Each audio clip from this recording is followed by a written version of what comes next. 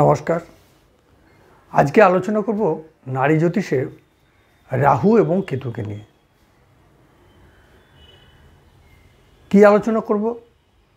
আলোচনা করব এই যে আমাদের দৈনন্দিন জীবনে ব্যবহারের যে সমস্ত জিনিস, তার সঙ্গে আমাদের যে সম্পর্ক একদম ওতপ্রোতভাবে জড়িত। এই বস্তু এবং ব্যক্তি, এদের মধ্যে পারস্পরিক যে সম্পর্ক, সেই সম্পর্ককে অস্বীকার কিন্তু আমরা করতে পারি না।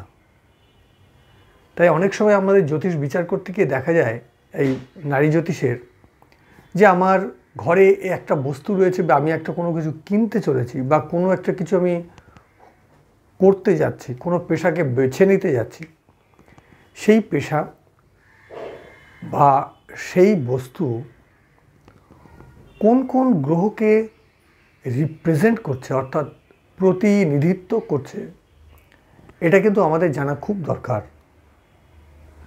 তা যদি আমাদের জানা না থাকে, তাহলে আমরা নিজের জ্ঞানত বা অজ্ঞানত নানা রকম ভুল ত্রুটি, লাভ বা ক্ষতি উভয় কিন্তু আমরা করে ফেলতে পারি। একটা ছোট্ট উদাহরণ দিয়ে আমি বলি, যেটা আমি আমার গুরুদেবের কাছে শিখেছি নারী জ্যোতিষের। প্রত্যেক বাড়িতেই একটা জিনিস আছে, সেটা হচ্ছে সদর দরজা। বাড়িতে ঢোকার বা আপনার ফ্ল্যাটে যদি থাকেন, আপনার ঘরে ঢোকার মূল যে দরজা, সেই দরজাটা কিন্তু সবার বাড়িতে আছে। দরজা ছাড়া কিন্তু এমন কোনো বাড়ি নেই। তাহলে সেই দরজাটা কোন গ্রহকে রিপ্রেজেন্ট করছে, এটা কিন্তু আমাদের জানা খুব দরকার। কেন জানা দরকার এখনই বুঝতে পারবেন। দ্বিতীয়ত হচ্ছে, দেখবেন আমরা যখন বাইরে থেকে এসে ঘরে প্রবেশ করি, তখন আমরা ঘরের সামনে জুতোটা রাখি। তাহলে দরজার সামনে জুতো রাখছি, তাহলে এই জুতোটা কোন গ্রহকে রিপ্রেজেন্ট করছে, এটা আমাদের জানা দরকার। তাহলে দরজা যে প্ল্যানেটকে বা গ্রহকে রিপ্রেজেন্ট করছে, এবং জুতোটা যে গ্রহ বা প্ল্যানেটকে রিপ্রেজেন্ট করছে, তারা কাছাকাছি থাকা মানেই তাদের মধ্যে কিন্তু একটা সম্পর্ক তৈরি হচ্ছে। এই সম্পর্কটা কি আদৌ আমাদের ব্যক্তি জীবনের ক্ষেত্রে বা পরিবারের ক্ষেত্রে বা ওই সার্বিকভাবে ওই বাড়ির জন্য কল্যাণময় না ক্ষতিকারক?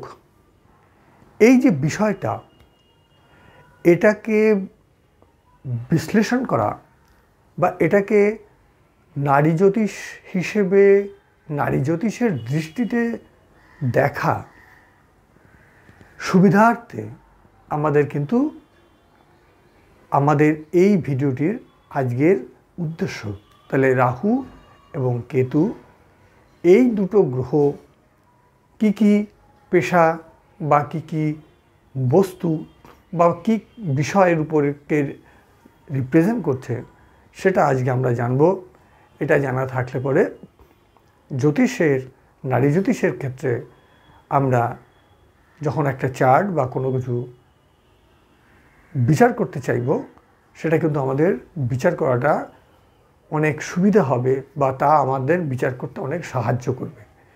এই উদ্দেশ্যেই আজকে আমার এই ভিডিও।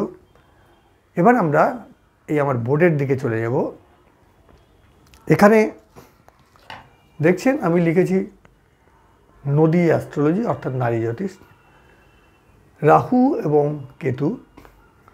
প্রথমে রাহুকে নিয়ে আলোচনা করি। রাহুকে আমি বলেছি ফরেন মানে বিদেশ। বিদেশে যাওয়া সম্ভব কিনা, বিদেশে একজন জাতক যেতে চাইছে, বিভিন্ন কারণে যেতে পারে, পড়াশোনার জন্য যেতে পারে, ট্যুরের জন্য যেতে পারে, সার্ভিসের জন্য যেতে পারে। তাহলে এই যাওয়াটা তাদের জন্য হেল্পফুল হবে কি না, বা সেটা কতখানি পসিবল হবে, সেটা আমাদেরকে বলে দেবে রাহু। তাহলে রাহু থেকেই আমাদেরকে ফরেনটা আমাদের দেখতে হবে গ্রহের দিক থেকে। তারপরে হচ্ছে রিসার্চ করাটাও কিন্তু রাহু যদি ইনফেভারেবল না হয় তাহলে কিন্তু রিসার্চ করাটা খুব বেশি ভালো হবে না। সিক্রেট, গোপন। তাহলে কী গোপন? না, গোপন অনেক রকম হতে পারে। সেটা হচ্ছে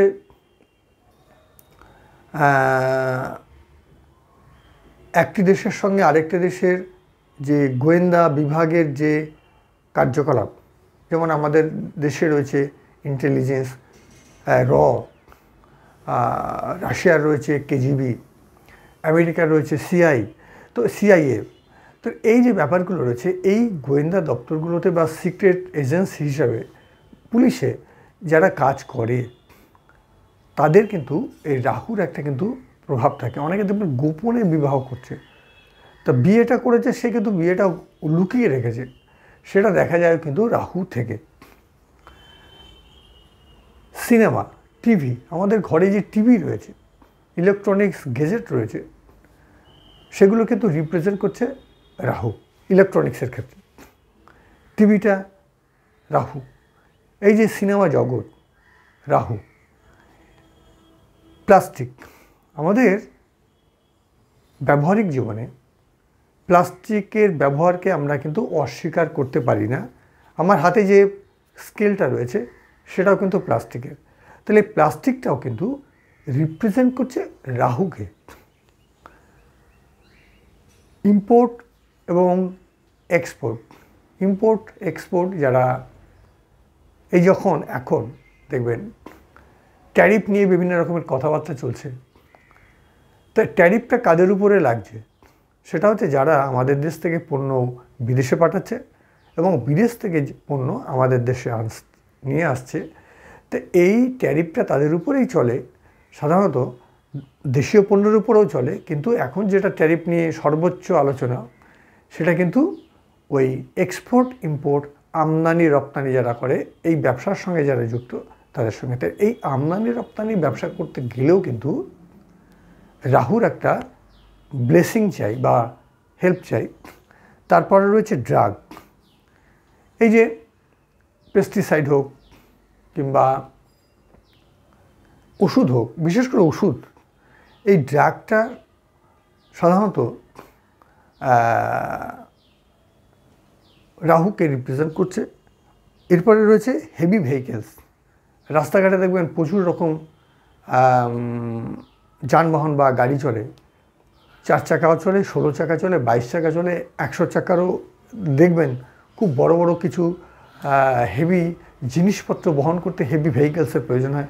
তাহলে এই যে হেভি ভেহিকেলস, ভারী পণ্য পরিবহনের জন্য যে গাড়ি, সেটা কিন্তু রিপ্রেজেন্ট করছে রাহু।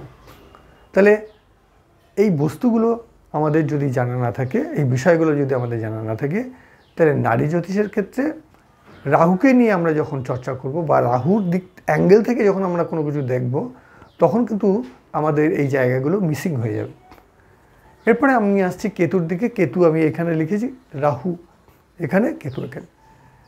ডক্টর পেশা, কেরিয়ার দিক থেকে পেশা, ডাক্তারি পেশাটা কেতু করে দেয়, সাহায্য করে।